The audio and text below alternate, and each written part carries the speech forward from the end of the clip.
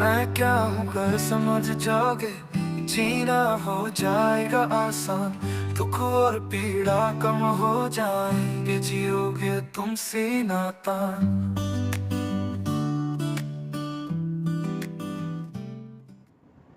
प्रेम के बाद जो अगला मूल्य है, तो पेज नंबर कौन सा बेटा जी?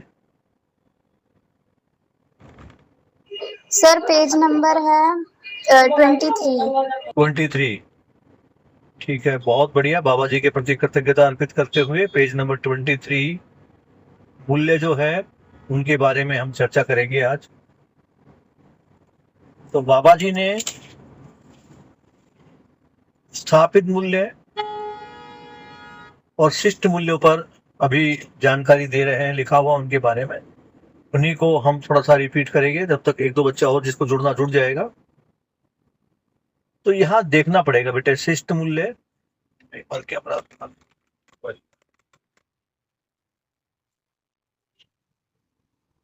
तो स्थापित मूल्य और शिष्ट मूल्य, इनको थोड़ा सा इस प्रकार देखते हैं कि जैसे मानव है, शरीर और जीवन का संयुक्त अभाज्य रूप है, तो ये स्थापित मूल्य और शिष्ट मूल्य भी आपस में एक दूसरे से अभाज्य हैं। जैसे आप सबको अभी तक ये पता लग गया होगा कि मानव में जो समझने वाली वस्तु है, जो समझने वाली चीज है, वो जीवन है। सारा समझने का काम जीवन करता है।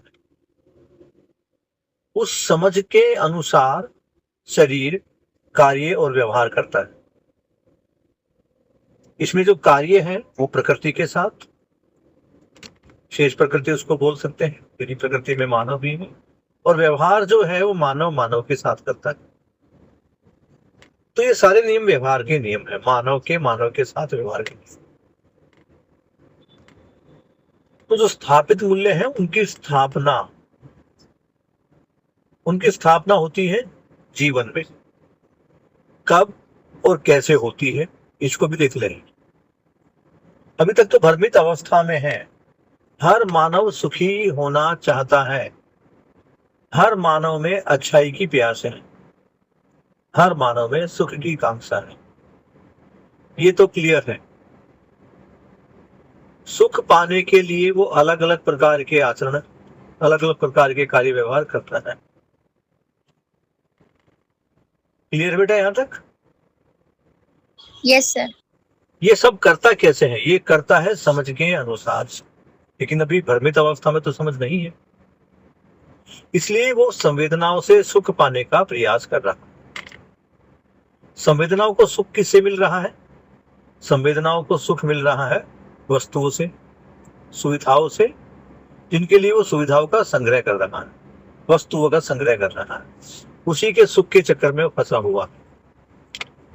लेकिन जैसे उसको ज्ञान मिलता है, समझ मिलती है, तो उसे ये तो पता था कि ये जो हो रहा है ये सही में सही नहीं है, ये पूरा तो नहीं है, या ये कहे कि इससे पूरा पटने वाला तो नहीं है। तो मानव में हमेशा से ही कुछ अलग करने की चाह, कुछ अच्छा करने की चाह हमेशा से ही रही है। उसको पता है कि वो जो कर रहा है वो पर्याप्त नहीं, लेकिन करना क्या है इसकी भी जानकारी नहीं थी। अभी तक जो मान्यताएं, दो प्रकार की जो मान्यताएं थी, भौतिकवादी और अध्यात्मवादी, या जिसे अध्यात्मवाद या भौतिकवाद जिसको कहा गया, इन दोनों मान्यताओं को अगर देखें तो एक में सुख प्राप्ति का साधन भक्ति और विरक्ति है, तो दूसरे में सुविधा और संग्रह। दोनों से ही मानव सुखी तो नहीं हो पाया था। अगर मानव सुखी होता तो ये मानव के आचरण में दिखाई देता। लेकिन आज जब हम मानव का आचरण देखते हैं तो वह छल कपट दंभ इन सब से भरा हुआ है। इसका मतलब यह है कि मानव सुखी तो नहीं है, खुद शोषण भी कर रहा है और दूसरों के द्वारा उसका शोषण हो भी रहा है, ये दिखाई पड़ रहा है। तो यहां जिस चीज की कमी अब तक थी वो था जीवन को समझना। तो जब जीवन को समझते हैं तो जैसे हर वस्तु का एक मूल्य होता है, वैसे ही जीवन का भी मूल्य है, मानव का भी मूल्य है। उन्हीं मूल्यों पर बाबा जी प्रकाश डाल रहे हैं। ये जो स्थापित मूल्य है, ये जीवन में स्थापित होते हैं। कब स्थापित होते हैं? समझ के या ज्ञान के पश्चात। तो जब मानव को User ज्ञान alert. प्राप्त होता है, Speed trap ahead. जब मानव को ज्ञान There's no प्राप्त होता visibility है, reported ahead. तो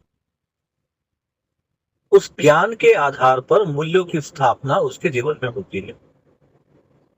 अभी जिस प्रकार तुम्हें पता चला कि माता पिता भाई बहन संबंध क्या है, माता पिता या भाई बहन तुम पहले भी देख रहे थे। तुम ऑलरेडी भाई बहन थे, तुम ऑलरेडी मित्र थे।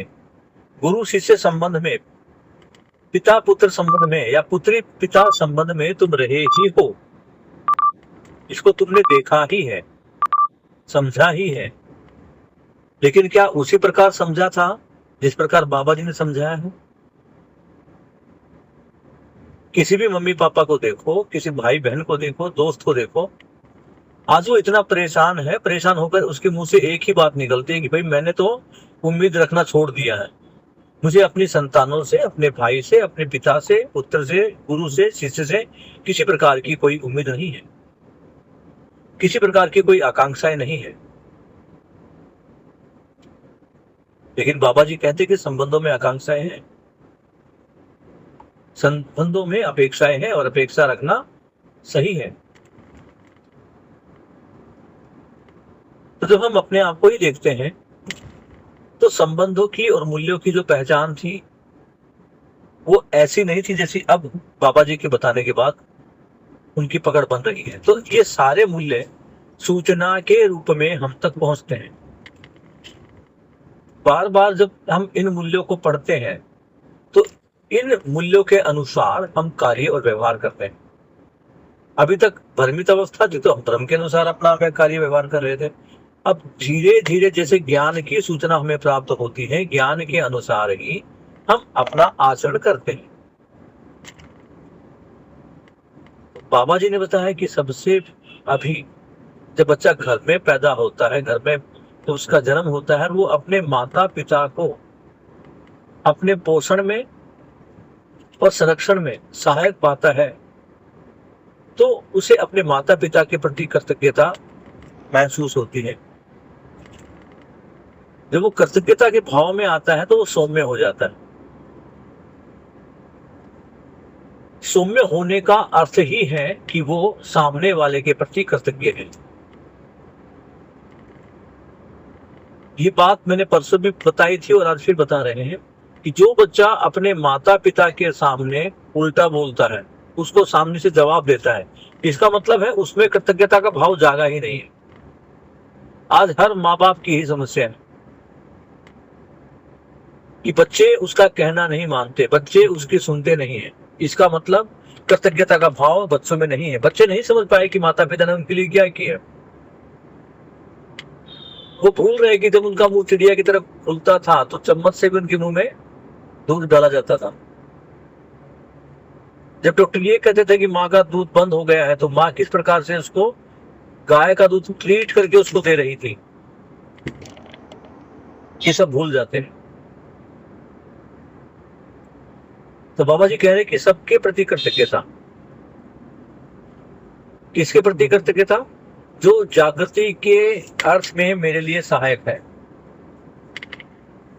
जो मेरे लिए उपयोगी है, उन सभी के लिए कृतज्ञता। तो जिनके प्रति कृतज्ञता है, कृतज्ञता का जो शिष्ट मूल्य है वो है सौम्यता। सौम्य हो जाता है। आगे देखते हैं, मैं जिसके प्रति कृतज्ञ होता हूं उसके प्रति मेरे हृदय में, मेरे मन में गौरव के भाव उत्पन्न होते हैं।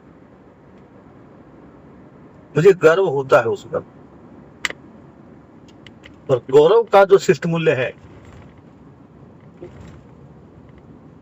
बेटा बताओ क्या लिखा सानवी? गौरव के सामने कौन सा मूल्य लिखा हुआ है? शिष्ट मूल्य, सरलता। यस। जिस पर मैं गौरव करता हूं, जिस पर मुझे गर्व होता है, मैं उसके प्रति सरल हो जाता हूं। मेरे मन में उसके प्रति किसी प्रकार का कोई छल कपट दंभ नहीं आता। इसके डिक्लेरेशन हमने दिया था कि जब मैं अपने किसी टीचर्स को देखता हूं, ऐसे टीचर्स को देखता हूं जिसने शिक्षा में या किसी और फील्ड में मेरी कोई मदद की थी, मुझे कुछ अच्छा ज्ञान दिया था, जब भी वो मुझे मिलते हैं, कृतज्ञता के साथ मैं उनके सामने इस चीज को चुकाता हूं और मैं उनके सामने सरल हो जाता हूं।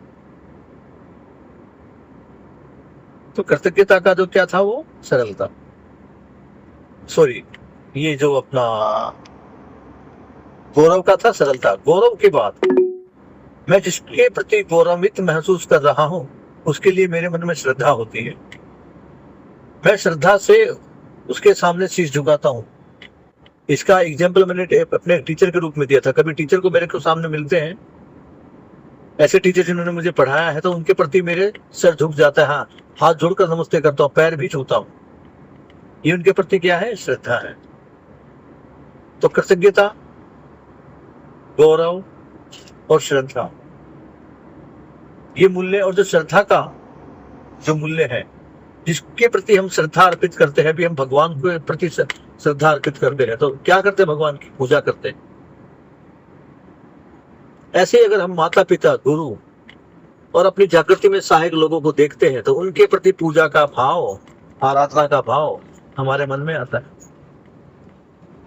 अपने माता पिता को पूजना है तो माता पिता को पूजो बेटा, अपने टीचर्स को पूजो, अपने गुरुओं को पूजो, और उन व्यक्तियों को पूजो जो तुम्हारी जागृति में सहायक है, जो तुम्हें ज्ञान संपन्न बना रहे हैं। ये जिस भगवान की मूर्ति को तुम पूछ रहे हो, उन्होंने तुम्हारी कब क्या सहायता की, एक बार जाकर देखो। जब तुम किसी आपदा में पड़े तो वहां पर कोई तुम्हारा, या तो मम्मी थी, पापा था, भाई था, बहन था, अध्यापक था, वहां कोई पत्थर की मूर्ति नहीं थी। ये समझने वाली मुख्य वस्तु है।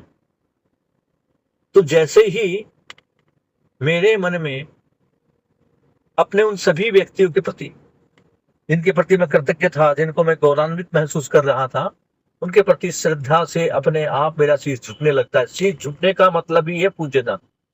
पूज्यता का अर्थ ये नहीं है कि मैं किसी के सामने अपने उसको सामने बिठाऊं, उसके सामने धूप अगरबत्ती लगाऊं, जोत बत्तियां लगाऊं, नहीं।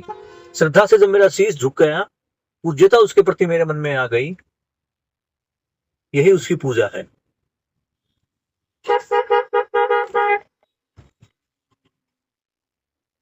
तो पूज्यता के बाद यहां पर एक पूर्ण मूल्य होता है, जहां सारे मूल्य पूर्ण हो जाते हैं। एक ऐसा मूल्य जिसको हम देखते हैं तो उसमें सारे के सारे मूल्य समाहित दिखते हैं, और वो मूल्य है प्रेम।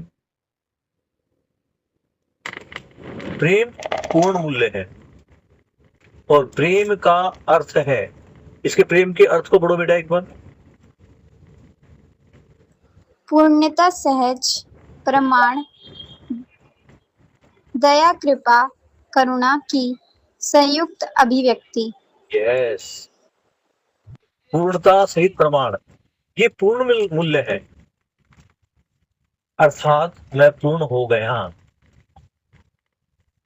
और दया, कृपा, करुणा की संयुक्त अभिव्यक्ति, तीनों एक साथ। यहां वो वाली दया नहीं है कि कोई भूखा बैठा हुआ है और मैंने उसको खाना खिला दिया। यह कृपा वो नहीं है कि मैं किसी के कार्य में उसकी कोई सहायता कर रहा हूं। यह करुणा, ये हमारी परंपरा वाली करुणा नहीं है। अभी तक दया के रूप में हम क्या देख रहे थे? हम किसके ऊपर दया करते हैं? जो हमसे नीचे है, उसको संभाल लाने के लिए। लेकिन यहाँ नीचे ऊपर की कोई बात नहीं है, यह बात है जागृति की। जिसके पास योग्यता तो है, लेकिन उसके पास वस्तु नहीं है, उसे पता नहीं ज्ञान क्या है, तो उसे ज्ञान देना। दूसरे के पास वस्तु है लेकिन योग्यता नहीं है, तो उसको योग्यता देना, ये कृपा। और दोनों ही नहीं है। पहले आए ना, खाना नहीं था तो खाना दिया। उसके पास खाना तो है लेकिन खाना खाना कैसे है ये नहीं पता, नहीं, ये उसको खाना बनाना सिखा दिया, ये कृपा। और जिसके पास दोनों ही नहीं है, ना खाना है और ना खाना कैसे बनाना है ये पता है, उसको दोनों देना है, ये करुणा है। तो जब इनको देखते हैं यहाँ पे, दया कृपा करुणा की संयुक्त अभिव्यक्ति, यानी जिसको दया चाहिए उसको दया दे रहा हूं, जिसको वस्तु चाहिए उसको वस्तु, जिसकी योग्यता है उसको योग्यता, जिसमें दोनों की कमी उसको दोनों दे रहा हूं, तो संयुक्त अभिव्यक्ति। और जब ये आता है, जब ये स्थापित होता है प्रेम जीवन में, तो व्यवहार में कैसे दिखाई देता है? बड़ा ही सरल है। प्रेम का दिखाई देना अर्थात अनन्यता। अनन्यता को पढ़ो बेटे, क्या लिखा है? जागृत पूर्णता के लिए योग्य पहचान, प्रमाण, सहज निरंतरता। पहचान, जागृति की पूर्णता की पहचान और फिर उसकी निरंतरता। और यहां अनन्यता को एक चीज से और देखते हैं, यहां अपना पराया का दीवार नहीं है, जो प्रेम से भर गया उसके प्रति ये नहीं कि ये मेरा बेटा है या कि किसी और का बेटा है, फिर उसकी उम्र के सारे बच्चे उसके बेटे के समान हैं, वो सबको एक ही दृष्टि से देखता है। जितने उसके भाई की उम्र के बच्चे हैं वो भाई की तरह ही है, बहन की उम्र की सारी लड़कियां बहन ही है, माँ की उम्र की सारी औरतें माँ है, पिता की उम्र के सारे जितने भी पुरुष है वो पिता समान ही है, पिता तुल्य ही है। अनन्यता यानी सबको एक ही दृष्टि से देखना, ये अपना पराया का भेद खत्म कर देना। सब मेरे और मैं सबका, ये जो भाव है पूर्णता का भाव। कौन है? सन्नी बेटा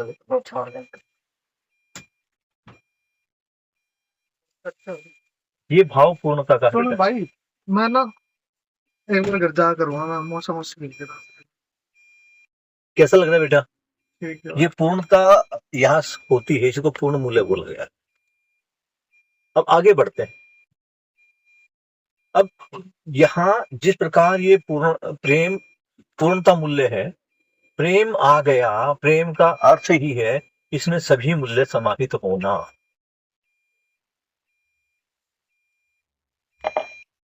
जिस प्रकार हम व्यापक को देखते हैं, व्यापक साम्य है, यानी व्यापक हर चीज में है, हर चीज में व्यापक समाया है और सारी सृष्टि हर इकाई इस व्यापक में है। ऐसे ही एक ऐसा मूल्य भी है जो हर मूल्य में समाया है।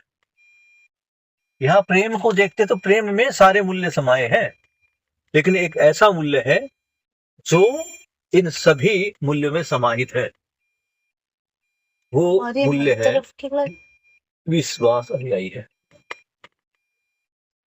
तो प्रेम के बाद जो आता है विश्वास आता है। अभी तक ये जो चार मूल्य देखे, इनकी शुरुआत हमने घर से की थी, जब बच्चे ने घर में जन्म लिया। घर में बच्चे ने माता पिता को देखा, अपनी जागृति में सहायक अन्य लोगों को देखा। एक मिनट बेटा होल्ड रखना, मैं घर आ गया, एक बार गाड़ी बंद कर दूं।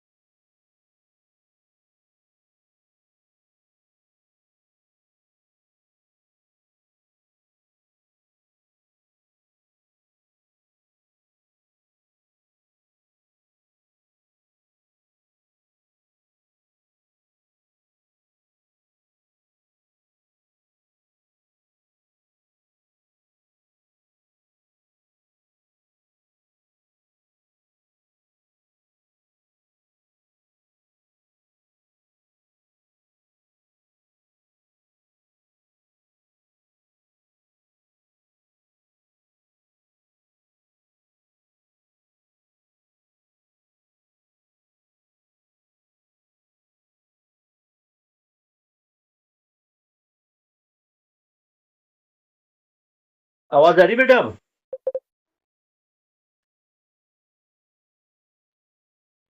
आवाज बताइए बेटा, आवाज आ रही है नहीं आ रही?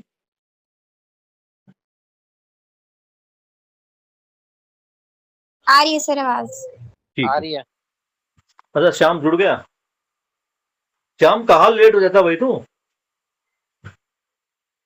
सर आज मैं बाहर गया हुआ था, अभी मेरी बहन का बर्थडे है ना, तो केक लेने गया था। अच्छा, बहन का बर्थडे तो अकेले अकेले मना रहा है? नहीं, मैं केक लेने गया था बाहर।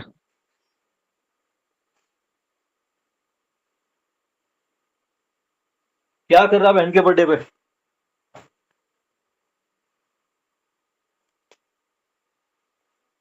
हाँ भाई, क्या कर रहा है बहन के बर्थडे पे, बताना। कुछ खास नहीं कर रहे सर, बस केक। बढ़िया। तो अब हम बात करते हैं विश्वास की। विश्वास को देखते हैं, विश्वास क्या है। यहां दो चीजों की हमने बात बताई। परिवार की जब हम देखते हैं तो परिवारों में जो बच्चे में जब जो सबसे पहले, वैसे तो यहाँ पहला और अंत, पहला और आखिरी कुछ नहीं है, बस इतना देखना है कि एक मूल्य है, पूर्ण मूल्य है। तो जब हम बच्चे में देखते हैं, वो परिवार में सबसे पहले जन्म लेता है, तो परिवार में ही सब कुछ देख रहा है। तो परिवार में उसके जो भाव है वो माता पिता और भाई बहन या किसी ऐसे व्यक्ति के रूप में जो उसको शिक्षा दे रहा है, उसके लिए कृतज्ञता, गौरव, श्रद्धा, ये मूल्य आते हैं, प्रेम मूल्य आता है। लेकिन बच्चा अब जैसे ही घर से बाहर निकलता है, तो सबसे बेसिक जो मूल्य है, या कहे कि समाज में आचरण के लिए, व्यवहार के लिए, अभी क्या है कि समस्त मानव जो है,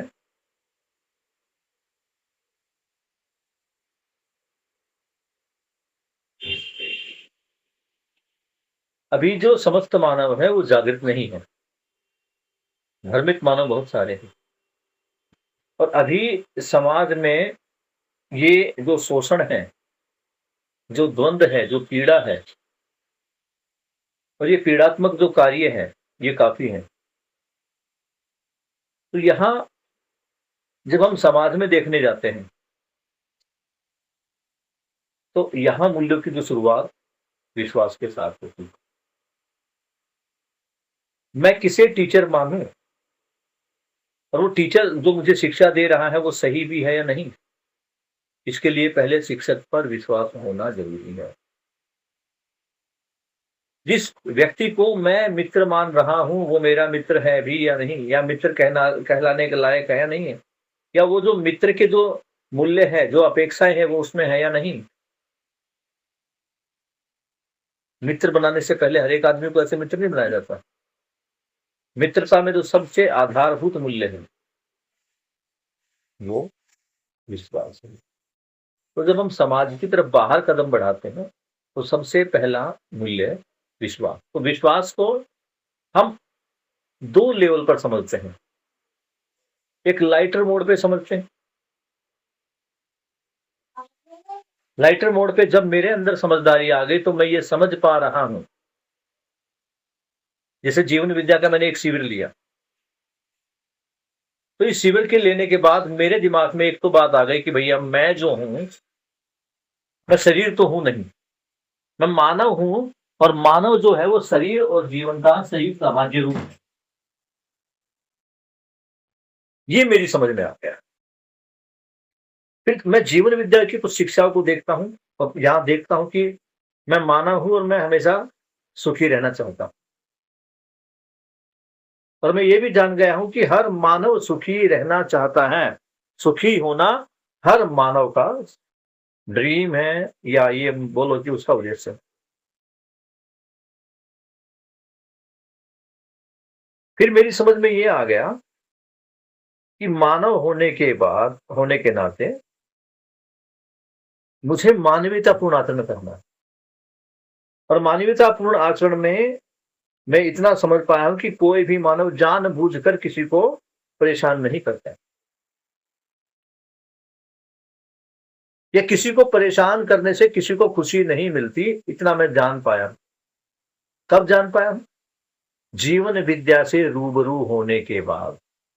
जीवन विद्या के कुछ शिविर लेने के बाद इतना मेरी समझ में आ गया। फिर मैं ये भी देख पाता हूं कि मैं अपनी खुशी के लिए तो काम करता ही हूं, मैं ये भी चाहता हूं कि मेरे कार्य व्यवहार से किसी को कोई पीड़ा दुख ना पहुंचे। आपको क्या लगता है, इतनी समझ आपकी बनी है नहीं बनी है?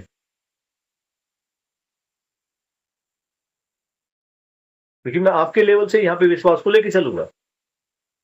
अभी जितनी बातें मैंने कही, अगर आपको किसी भी बात का कोई विरोध है तो आप बता सकते हैं। खुश रहना चाहते हैं, हर आदमी खुश रहना चाहता है, जो भी कुछ करता है खुशी के लिए करता है, कभी जानबूझकर किसी को परेशान नहीं करता। वो अपने सुख की चाह में उसको जो अच्छा लगता है वो करता है। उसमें कई बार हमारा बुरा भी हो जाता है, लेकिन मैंने अपने आप को देख लिया कि मैं किसी का बुरा नहीं करना चाहता। ये क्लियर है या डाउट है किसी को?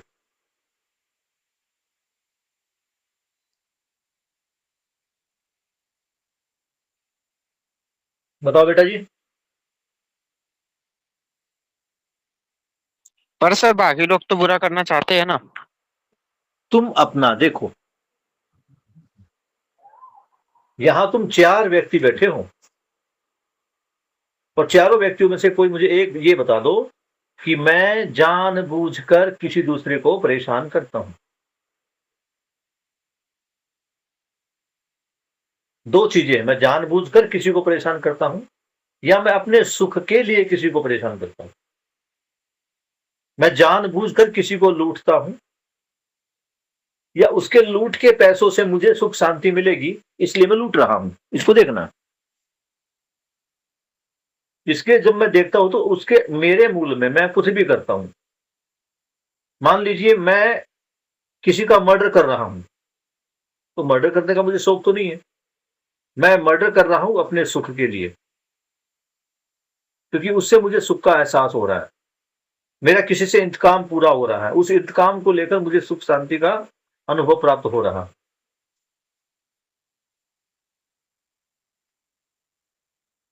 मुझे गाड़ी खरीदनी है, पैसा नहीं है, मैं बैंक लूट रहा हूं। किसके लिए कर रहा हूं ये? अपने सुख के लिए कर रहा हूं या किसी और काम के लिए कर रहा हूं? बहुत से बच्चों को पता चोरी करना पाप है, फिर भी घर में से चोरी कर लेते हैं।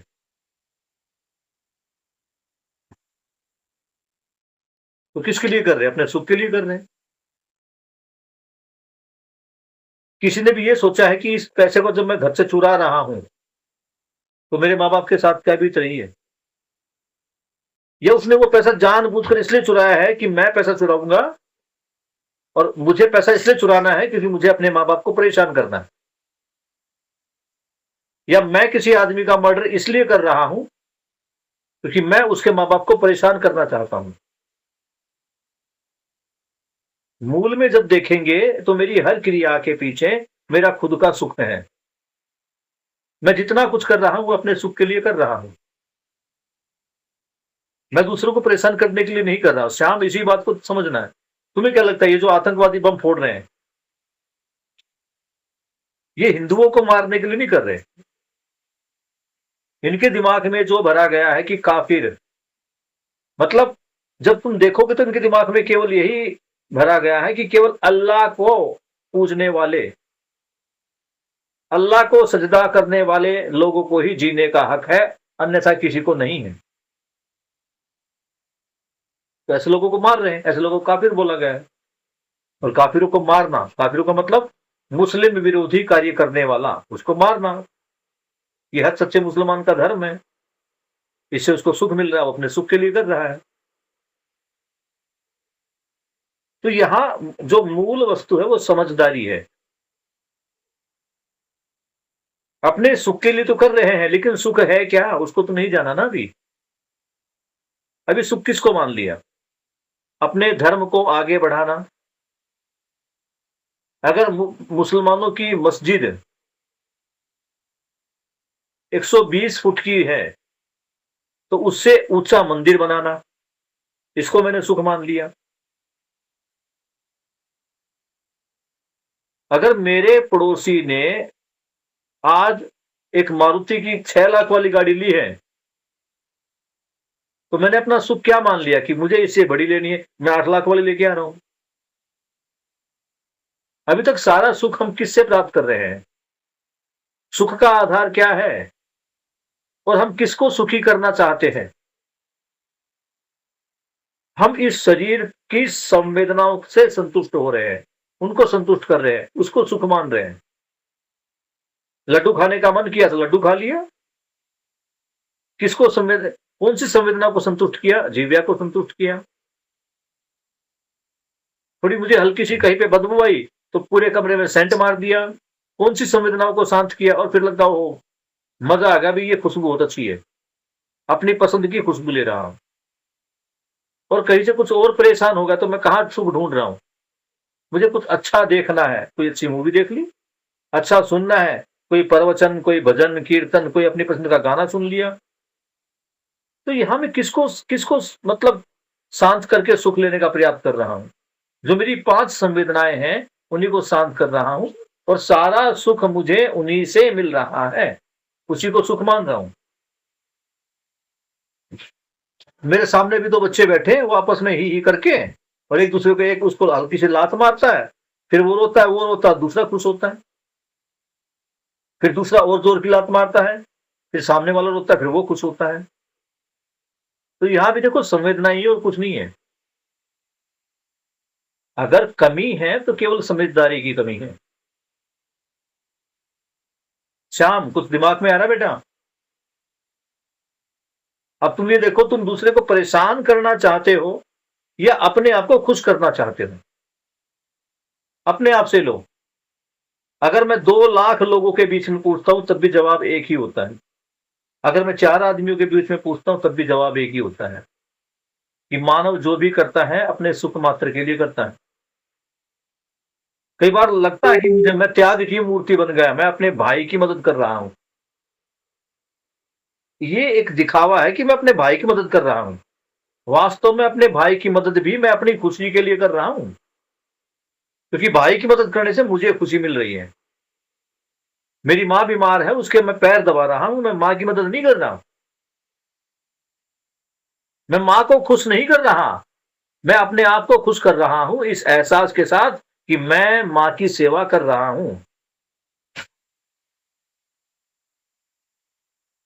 तो मनुष्य जाति को जब हम देखते हैं, मनुष्य को देखते हैं, तो हर मानव जितना भी प्रयास करता है, जितना भी कार्य या व्यवहार करता है, वो मात्र अपनी खुशी के लिए करता है। एक बार जाग के देख लो।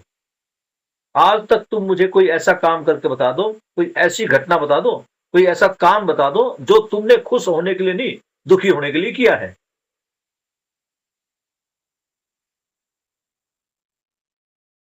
यहां तक कि ये अगर मेरे सामने चॉइस है, मेरे सामने 4 पीड़ा वाले काम हैं, और मैं बच्चों को बड़े, ये एक आसान एग्जांपल देता हूं, तुम समझने का प्रयास करना।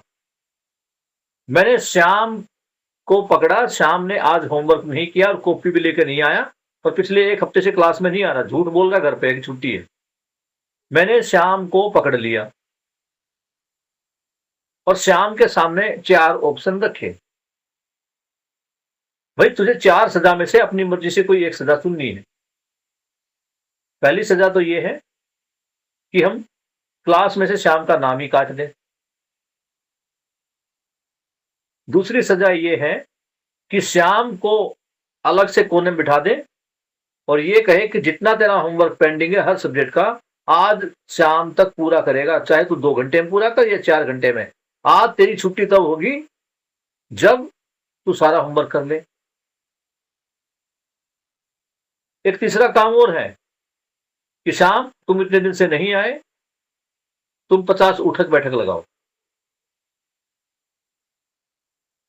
और एक और उससे भी बढ़िया है, वो ये है कि शाम 10 मिनट हाथ ऊपर करो और 20 बार बोलो कि कल से डेली आऊंगा। 500 सजा है। तो श्याम तुम कौन सी सजा लेना चाहोगे?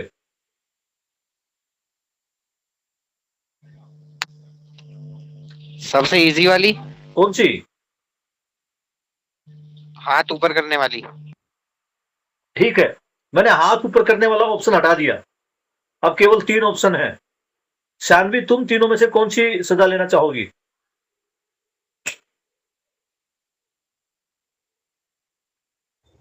रिपीट करना है सर वो हाँ? कौन सी सजा? क्या? सर जो आपने सजा बोली वो रिपीट करना एक बार। करो रिपीट श्याम। पहली सजा एक तो था 50 उठक बैठक, और एक था सारा काम कंप्लीट करना। स्कूल में बैठ के पूरा और काम कंप्लीट करोगे, चाहे रात को 8 बज जाए, जब तक काम कंप्लीट नहीं हाँ, हो घर नहीं जाओगे। और तीसरा नाम कटवाना। सर काम कंप्लीट कर लूंगी मैं। काम कंप्लीट कर लेगी पक्का?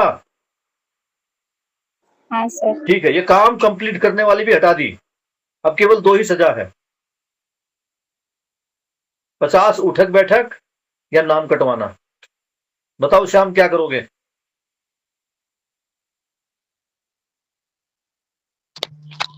50 उठक बैठक। 50 उठक बैठक। 50 उठक बैठक भी हटा दे, केवल एक ही सजा है, नाम कटवाना। अब तुम कुछ नहीं कर सकते। अब 2 चीजें हैं, नाम कटवाओ और घर पे जाओ। तो यहां हमने देखा इसमें से कोई भी सुख वाली वस्तु नहीं है, हर काम से मुझे दुख ही मिल रहा है, लेकिन दुख में भी मैं उस दुख को चुनता हूं जो सबसे कम है। यहां 4 प्रकार के दुखों में से कम पीड़ा वाले दुख को चुनना भी सुख है, और मैं सुख किसको दे रहा हूं इसको भी देखना है। ये सारा जो मैं ये कर रहा हूं, सबसे हल्के वाली को चुनना है। ये सबसे हल्की किसको लग रही है? शरीर को।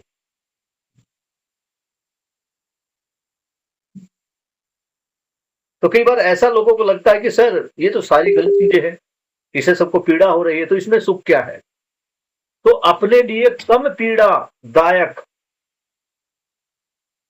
वस्तु का या सजा का चयन करना भी सुख के लिए ही है। मैं यहां भी सुख देने का प्रयास कर रहा हूं, इतना समझ पा रहे हो? 4 बातें मैंने बोली। नंबर 1, मनुष्य जो भी कुछ करता है अपने सुख के लिए करता है। नंबर 2, कोई भी मानव जानबूझकर गलती नहीं करता है, गलती हो जाती है, समझदारी की कमी है। नंबर 3, हर मानव हमेशा खुश रहना चाहता है। नंबर 4, खुद तो खुश रहना ही चाहता है, दूसरों को भी सुखी रखना चाहता है, खुशी ही देना चाहता है। जानबूझकर कोई किसी को गलत नहीं करता या किसी को पीड़ा नहीं देता। इतना समझ पा रहे हो मानव के लिए? अगर तुम्हें लगता है कि मानव में से इसकी कोई भी 4 में से विशेषता गलत है तो बता दो। हर मानव की यही विशेषता है, चाहे श्याम हो या शानवी या स्नेहा। और मैंने तो अभी ध्यान दिया, ट्रिपल एस हो गए हमारे पास आज तो, श्याम, शानवी, स्नेहा। सर सेम चीज मेरे दिमाग में थी अभी। देखा, मनुष्य की सबल जितनी भी सभी जो जागृति के लिए जो आवश्यकताएं हैं, जो मतलब उसकी समझ के लिए जो जिज्ञासा है, वो शांत होना निश्चित है, होगी जिज्ञासा शांत। तो अब ये बताओ, चारों चीजें समझ में आ गई? ये चारों चीजें चारों के लिए है। तो श्याम भी खुश होना चाहता है, शानवी भी खुश होना चाहती है, स्नेहा भी खुश होना चाहती है। श्याम, शानवी, थोड़ा वो कर ले, मिल जाएगा। श्याम, शानवी और स्नेहा, इनका सकल प्रयास अपने सुख के लिए है। मैं खुश हूं, दूसरे को भी खुश रखना चाहता हूं। सामने वाला जो भी कुछ कर रहा है, सही या गलत, अपनी खुशी के लिए कर रहा है। कोई भी मुझे जानबूझकर पीड़ा नहीं पहुंचाना चाहता। ये बातें समझ में आना, अभी इसको मैं तुम्हारी क्षमता, पात्रता, योग्यता के अनुसार विश्वास को समझाने का प्रयास कर रहा हूं कि मैं मानव हूं, सामने वाला भी मानव है, ये मुझे विश्वास है। मैं खुश होना चाहता हूं, वो भी खुश होना चाहता है। ये परस्परता में विश्वास है। मैं जानबूझकर परेशान नहीं करता, वो भी जानबूझकर मुझे परेशान नहीं करता। ये आत्मविश्वास और परस्परता में विश्वास है। मैं भी उसे खुशी देना चाहता हूं और वो भी मुझे खुशी देना चाहता है। ये भी आत्मविश्वास और परस्परता में विश्वास है। यही विश्वास है। समझे विश्वास को? मैं मानव, वो भी मानव। मैं सुखी होना चाहता, वो भी सुखी होना चाहता है। मैं भी जानबूझकर उसको परेशान नहीं करता, वो भी जानबूझकर मुझे परेशान नहीं करता। मैं भी जानबूझकर गलती नहीं करता, वो भी जानबूझकर गलती नहीं करता। इतना ही समझ में आना विश्वास है। ये तुम्हारी योग्यता के अनुसार। अगर तुमने ये मन में धार लिया कि वो जो लड़का सुबह आकर मेरे पीछे से ऐसे में मेरी कॉलर खींचता है, तुम्हें क्या लगता है वो मुझे परेशान करना चाहता है? नहीं, वो जो कुछ कर रहा है अपनी खुशी के लिए कर रहा है, उसको मजा आ रहा है। बस वो बेचारा भ्रमित है, उसे सुख क्या है और आनंद और मजा किस चीज में नहीं पता, इसलिए गलत चीज में मजे ढूंढ रहा है। आतंकवादी को ये नहीं पता कि सही क्या है, इसलिए गलत में वो खुश हो रहा है। तो अभी इन व्यक्तियों को, सबको देखे, या हम देखें कि सकल मानव को जो जरूरत है वो समझ की है। और हम कर क्या रहे भैया? एक बच्चे ने क्लास में कुछ गलती की, टीचर क्या कह रहा कर रहा है, उसके हाथ ऊपर करवा देता है। उसे सजा की जरूरत थी या समझ की जरूरत थी? इतना समझना पड़ेगा। क्यों श्याम, क्या लगता है? समझ की जरूरत थी उस बच्चे को जो गलती कर रहा है, जिसको टीचर को लगता है कि गलती कर रहा है, और हमने अभी देखा कि कोई भी जानबूझकर गलती नहीं करता। तो यहां उस बच्चे को समझ की जरूरत थी या सजा की जरूरत थी? और उस बच्चे को अगर सजा दे भी दी जाती है तो थोड़े समय के लिए हो सकता है वो अपने मन को मारकर बैठ जाए, मौका मिलते फिर करेगा। तो ऐसा क्या किया जाए कि उसका रिपीटेशन ना हो? क्या किया जाए? समझ दी जाए। समझ दी जाए। और हम दे क्या रहे हैं? सजा। और सजा में हो क्या रहा है? हमारे बीच में गैप बढ़ रहा है या कम हो रहा है? बढ़ रहा है। किसी को देखना है। लक्ष्मी स्नेहा की बात नहीं मानती।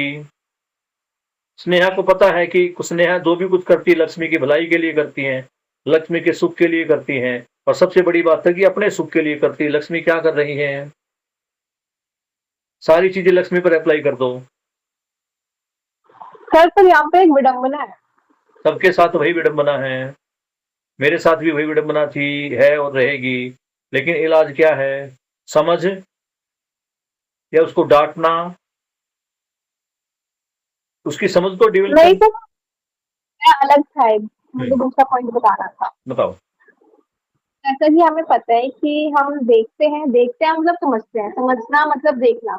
बहुत बढ़िया। और जैसे कि आपने बोला कि पिटाई जरूरी नहीं है पर सजा जरूरी नहीं है पर समझ जरूरी अभी है। मैंने तो अभी बात पूरी समझो। पिटाई जरूरी नहीं है, इसका मतलब ये नहीं कि हम पिटाई नहीं करेंगे। क्योंकि स्नेहा समझदार हुई है, शानवी समझदार हुई है, श्याम समझदार हुआ है, सामने वाला। यहां बाबा जी ने एक पतली सी एक गैप खींच के एक लाइन और कह दी है। वो क्या है कि जब तक समझदारी नहीं आती, तो या ये कहे कि जब तक अव्यवस्था है, समझदारी का ना होना ही अव्यवस्था है। अव्यवस्था है तो ये दिखाई दे रहा है कि समझदारी तो नहीं है। तो जब तक व्यवस्था नहीं होती तो दंड भी जरूरी है। जब तक मानव भ्रमित अवस्था में है, बाबा जी ये नहीं कह रहे कि आज हम एकदम से स्कूल में बच्चों को पीटना बंद कर दें। बाबा जी ये भी नहीं कह रहे कि भैया हम अपना, अगर कोई मेरे पास आए आतंकवादी गन लेके तो मैं अपना बचाव ना करूं, ये भी नहीं कह रहे। और मैं खड़ा जो उसके सामने भाई मार दे गोली, तो खुशी होना चाहता है, ला तुझे मैं खुश कर दूं, मार दे, ये भी नहीं है। ठीक है। हाँ, समझ पा रहे हो? बाबा जी ये करे कि समझदारी, मुझे अपने ज्ञान को व्यक्त करना है, अपने अनुभव को व्यक्त करना है, उसके लिए किसकी जरूरत पड़ेगी? शरीर की जरूरत पड़ेगी। तो शरीर का रक्षा करना, शरीर को बचाए रखना, ये भी जरूरी है। ये नहीं है कि कोई ड्राइवर चाहता है कि मैं तुझे बस के नीचे कुचल के मार दूं और मैं से खड़ा रहूं, मार दे भाई मार दे, बोले खुशी, ये नहीं है, वो तो भ्रमित है। तो जब तक भ्रम है तब तक शासन मजबूरी है, जब तक व्यवस्था नहीं आएगी शासन मजबूरी है। अब आपको देखो, हमारे प्रिंसिपल सर हैं भाई, जीवन विद्या में हमसे 2 कदम आगे ही है, लेकिन बच्चों को डांटते भी है, पीटते भी है, धमकाते हैं, समझाते भी हैं। बच्चे लेट आते हैं, उनके सामने भी समान व्यवहार है। टीचर लेट आते हैं, उनकी भी एब्सेंट लेट लगती है बेटा, अटेंडेंस लेट की लगती है उनकी भी। तुम्हें लगता है कि टीचर को अंदर ले लिया, ओके, लेकिन उन टीचर के लिए एक अलग से रजिस्टर है। कितने बजे आए? 8-10, तो वहां 8-10 के ही साइन हो गए रजिस्टर में। और 1 महीने में अगर 3 बार टीचर 8 बजे से लेट होता है तो उसकी छुट्टी कट जाती है 1। तो ये क्या है? 2 चीजें, या तो हम आदमी को समझदार बनाए। समझदारी क्या है? समझाना। हम क्या प्रयास कर रहे हैं? समझाने का प्रयास ही कर रहे हैं। मारना, डांटना, धमकाना, समझाना, ये चलता ही रहेगा। जैसे शानवी ने कहा ना, तो मेरा कुछ साथी से इस बारे में विरोध हो गया था। मैंने बोला था, टीचर्स की ट्रेनिंग में बोला था कि हमारा पहला काम है बच्चे को गलत करने से, जब बच्चा कोई गलत करे तो उसको टोको। तो देखो ध्यान से समझना, गार्जियन, गार्जियन की स्पेलिंग में गार्ड आता है, GUARD, उसके बाद IAN लगता है। तो गार्ड, स्कूल के बाहर जो गार्ड है उसको मैं देखता हूं तो क्या बच्चों को देखा ले, तो उनको देखता हूं तो मैं क्या देख रहा हूं? जब भी मैं कुछ करता हूं, मुझे क्या करता है, गलत कर दे एक समय, वो रोकता है। मैं बार बार उसी घटना को करता हूं। तुम एक काम करो, मुकेश गार्ड है स्कूल में, बहुत अच्छे भैया हमारे, तुम बैग लेके उसके पास जाओ और गेट खोलने का प्रयास करो। वो क्या करेगा? तुम्हें रोकेगा और वापिस भेज देगा। तो पहला काम रोकना। उसके बाद बार बार उसके आसपास मंडराओगे, फिर टोकेगा, ए क्यों खड़ा है, चल अपनी क्लास में। इसे कहते हैं टोकना। और तुम फिर भी नहीं मानोगे, जबरदस्ती दरवाजा खोलोगे, तो फिर तीसरा काम है ठोकना। ये कब तक है? जब तक समझदारी ना आए। तो पहले काम में उसने क्या किया? समझाने का प्रयास किया। इसी में ही रख दो ओवन में भैया, क्या रख दे, बोल ना ओवन। हाँ, कितनी देर लीजिए? अभी क्लास है 10 मिनट की, 10-15 मिनट की। ये समझ पा रहे बेटा? विश्वास को समझना जरूरी है। पहले हम जो भी शब्द ले रहे हैं, वो शब्द, कम से कम वो शब्द रूप में, और उसका अर्थ, ये चीजें हमारे जीवन में सेट हो जाए। यहां जो विश्वास लिया, बड़ा ऊंचा मूल्य लिया। ये यहां जो जिस विश्वास की बात कर रहे हैं, यह क्या बता रहे विश्वास के बारे में? संबंध निर्वाह निरंतरता सहित मूल्यों के निर्वाह की निरंतरता, यानी संबंधों को पहचानना, उनके निहित मूल्यों को पहचानना और उन मूल्यों का निरंतरता के साथ निर्वाह करना, यानी न्याय करना। न्याय को ही विश्वास बता दिया।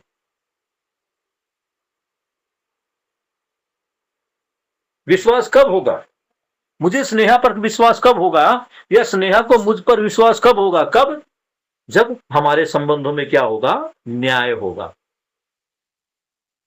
अगर मैं संबंधों में न्याय नहीं करता तो क्या तुम में से कोई विश्वास कर पाएगा? नहीं कर पाएगा।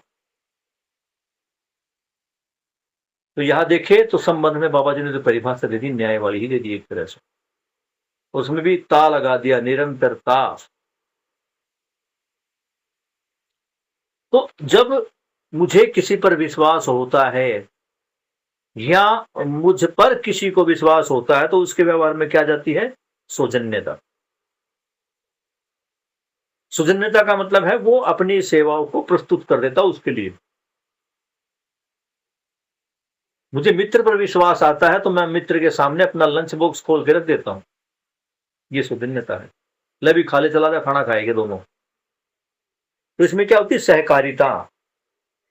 जब मुझे किसी के प्रति विश्वास आता है तो मैं उसके साथ मिलकर कार्य करता हूं, उसका सहयोग करता हूं। और अगला पूरकता, यानी जो जो चीज मेरे पास है, जो जो ज्ञान मेरे पास है, मैं वो सारा ज्ञान उसको भी दे दूं। तो दूसरी उपयोगिता, मैं उसके ज्ञान में सहायक हो जाऊं, वो मेरे ज्ञान में सहायक हो जाए, यह उपयोगिता पूरकता। मैं उसकी जागृति में सहायता कर रहा हूं, वो मेरी जागृति में सहायता कर रहा है, यह है सौजन्यता। और इस सौजन्यता में क्या क्या चीजें आ गई? सहकारिता आ गई, सहभागिता आ गई, यानी मिलजुल कर एक साथ होकर आगे बढ़ना। जिस पर मेरा विश्वास है, मैं कहता हूं ना भैया अपने भाई को रात को 1 बजे याद कर लिए, मैं पहुंच जाऊंगा। तो ये क्या है? ये सहभागिता, सहयोगिता। ये कब होता है? तो विश्वास होता है। विश्वास कहां होगा? जीवन में। विश्वास किसके प्रति होगा? ध्यान रखना, विश्वास हमेशा जागृति, पूर्णता और व्यवस्था की तरफ ही होता है। अव्यवस्था में विश्वास नहीं होता। विश्वास हमेशा कहां होता है? व्यवस्था में, सही में। तो अब विश्वास को हमने देखा, विश्वास के बाद हम देखता हूं वात्सल्य। यह 2 गुणाएं हैं, वात्सल्य और ममता। इनको समझा जाएगा, लंबा चलेगा, इसलिए मैं आज इसको शुरू नहीं कर रहा। आज अगर देख पाए तो हमने एक ही मूल्य पर बात की, विश्वास। जब भी विश्वास मुझ में आ जाएगा ना, तो कोई गलती करेगा तो उसकी गलती में भी मुझे गलती नजर नहीं आएगी।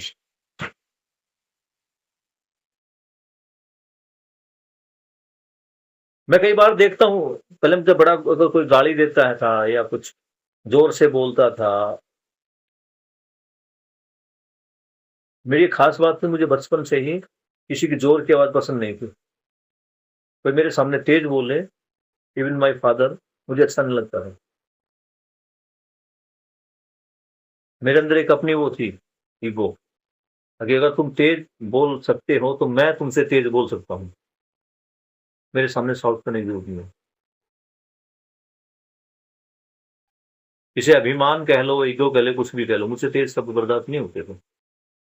लेकिन आज अगर कोई तेज आवाज में मुझसे बात करता है, ये मैं नहीं कहता कि पूरी तरह ये चीज मेरे काबू में आ गई, लेकिन अब थोड़ा सा ऐसा होने लगा है कि जब कोई तेज आवाज में बात करता है या कुछ गाली गलौज करता है, मुझे कुछ अभद्र शब्दों का प्रयोग करता है, तो मुझे फर्क नहीं पड़ता। बल्कि एक मन में विचार आता है कि आज की क्या गलती है, सही क्या है, इसको पता ही नहीं है। और जिसको सही पता ही नहीं, उसका क्या गलत और क्या सही। उदाहरण के लिए, 2 जा कितने होते तुम्हें नहीं पता, तो तुम 1 कहो जब मुझे कोई फर्क नहीं पड़ना, 4 कहो जब कोई फर्क नहीं पड़ना, 8 कहो जब मुझे फर्क नहीं पड़ना। क्यों? क्योंकि मुझे पता है कि तुम्हें नहीं पता। तुम कोई भी आंसर दो, मुझे कोई फर्क नहीं पड़ता, क्योंकि मैं समझता हूं कि तुम्हें ये काम आता ही नहीं।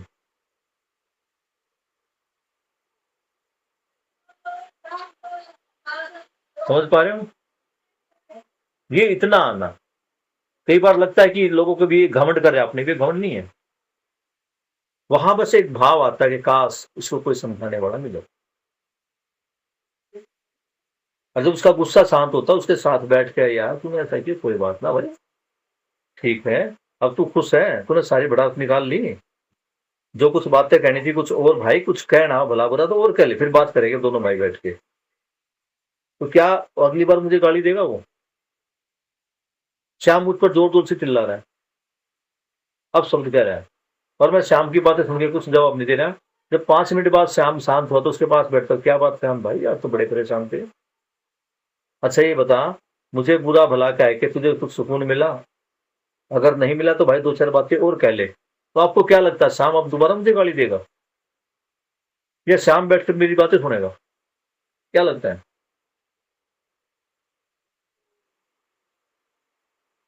क्या लगता है श्याम? बातें सुनेगा। बातें सुनेगा, क्योंकि बातें सुनेगा। बिल्कुल सही बात है। तुम्हें क्या लगता है शानवी, श्याम मुझे और गालियां देगा या अभी बात सुनेगा? बात तो सुनेंगे सर। और जब मुझे श्याम गाली दे रहा है और मैं घर के अंदर से जाके विकेट उठा लाऊं, डंडा उठा लाऊं, तेरी हिम्मत कैसे मुझे गाली देने की, और उसने मुझे एक गाली दी, मैं 2 गाली दूं, तो अब मुझे श्याम क्या कहेगा? 2 की जगह 3 गाली देगा या हाथ जोड़ के चला जाएगा?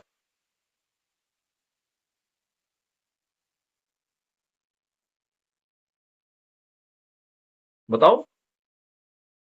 श्याम ने मुझे 1 गाली दी, पलट के मैंने 4 गालियां दी और उसकी तरफ डंडा लेके भाग गया। अब श्याम क्या करेगा? श्याम पीछे माफी मांगेगा या श्याम भी डंडा लेके आएगा और मुझे 4 गालियां और देगा? सर डंडा और 4 गाली और लड़ाई बढ़ेगी। बढ़ेगी। तो समझदारी किस में थी, पहले वाली में बाद वाली में? पहले वाली में। और तुम देख लो हम क्या करते हैं। माँ ने मुझे कुछ बोल दिया, बहन ने मुझे कुछ बोल दिया, टीचर ने मुझे कुछ बोल दिया। आज शायद मैंने ग्रुप पे एक स्टोरी शेयर की थी, देखी थी? यात्रा छोटी अच्छा है, लगा और अच्छा। यात्रा छोटी है। अच्छा याद, हाँ वो आपने स्टेटस पे लगाई थी ना कि एक आंटी एक अंकल को बैग से मार देती हाँ है। बस बस बस, ये तुम्हें मैं तुम्हारे ग्रुप में शेयर करता हूँ। बड़ी अच्छी कहानी, सुनना इसको। ये इतना सा जीवन में बैठ जाए, मजा आ जाए। यात्रा छोटी है। किसकी यात्रा छोटी है? शरीर की। जीवन की यात्रा तो लंबी है। पढ़ना इस कहानी पर। तो देखो बेटा, समझदारी कहने से, यस मैं समझदार हो गया, कहने से समझदारी नहीं दिखती। समझदार दिखती है विपरीत कंडीशंस में, विपरीत अवस्था में मेरा किस प्रकार का आचरण होता है, उसमें मेरी समझदारी दिखती है। और ये समझदारी ज्ञान के बाद ही आती है।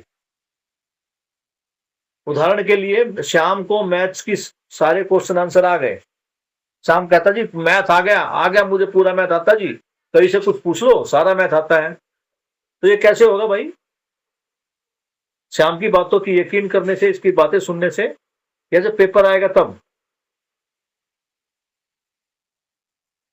श्याम के ज्ञान की परीक्षा कब होगी? पेपर में या बातों में? बातों में। बातों में श्याम के ज्ञान की परीक्षा होगी।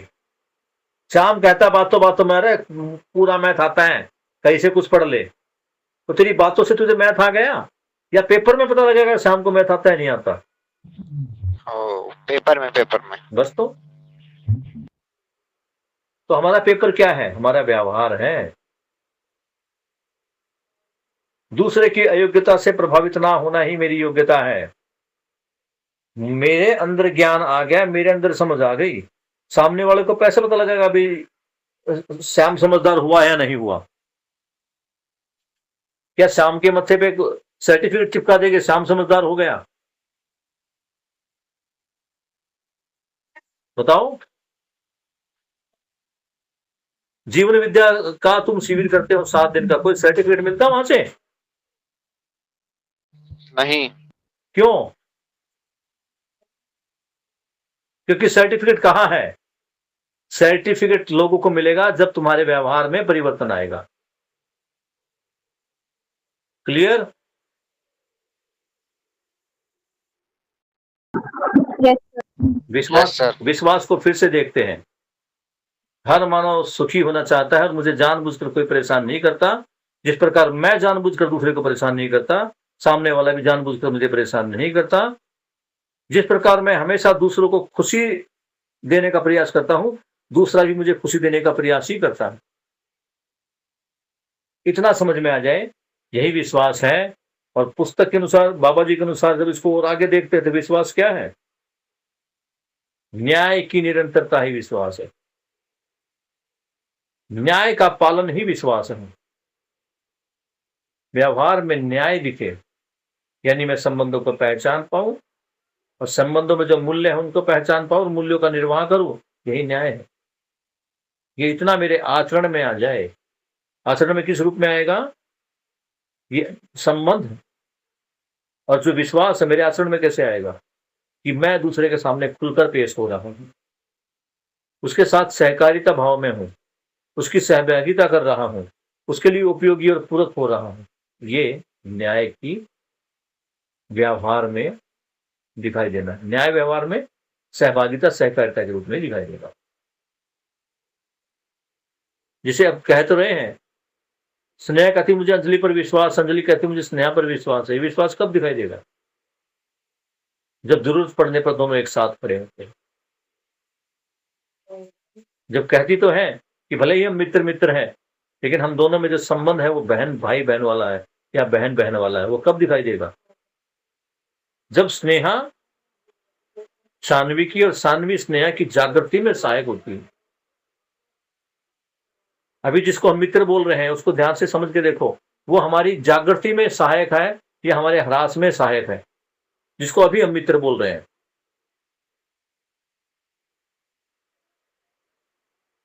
स्नेहा शान्वी से बोलती है, शान्वी मुझे वो लड़का पसंद है, वो तेरा जानकार है, मेरी फ्रेंडशिप करा दे। और शान्वी कहती कोई बात नहीं, मैं करा दूंगी। तो यहां देखो, ये आपस में एक दूसरे के ह्रास में सहायक है या विकास में? ह्रास में सर। क्यों स्नेहा? हराश में। और जब शान्वी कहती है कि आओ स्नेहा बैठकर विश्वास पर चर्चा करते हैं, बैठकर कृतज्ञता पर चर्चा करते हैं, बैठकर विकल्प पर चर्चा करते हैं। शान्वी, बहन मुझे विश्वास समझ में नहीं आया, तुम बताओ। शान्वी कहती स्नेहा मुझे विकल्प के बारे में समझाओ। यहां हम एक दूसरे के विकास में सहायक हो रहे हैं या ह्रास में?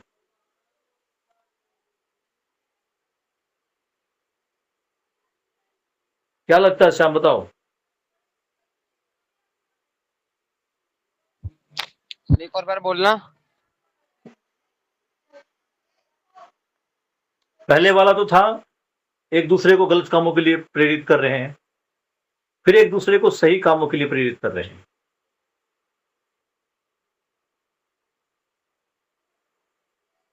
सही कामों के लिए कैसे? खाली समय है, दोनों क्लास में बैठी हुई है और शान्वी स्नेहा के पास जाती कि मुझे विकल्प समझ में नहीं आया, विकल्प समझाओ, और वो उसको विकल्प समझा रही है। तो ये मित्रता उसकी जागृति में सहायक हो रही है या ह्रास में सहायक हो रही है? जागृति में। इतना ही समझना है। मित्र मित्र का जो संबंध है वो जागृति संबंध है, एक दूसरे की जागृति में सहायक होना। और अभी जो मित्र मित्र है, अपने एक बार कंक्लूड करके देख लो सभी प्रकार के मित्रों को, वो तुम्हारी जागृति में सहायक है ह्रास में? तो उसका देख लो। दिमाग का सारा गंध, सारा कचरा हम किसके सामने निकालते हैं? दोस्त के सामने, भाई के सामने, पिता के सामने? दोस्त। तो जागृति में सहायक है ह्रास में?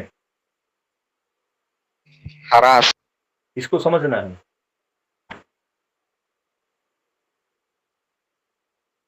तो जागृति में सहायक हो ये समझ में आना, यही विश्वास है।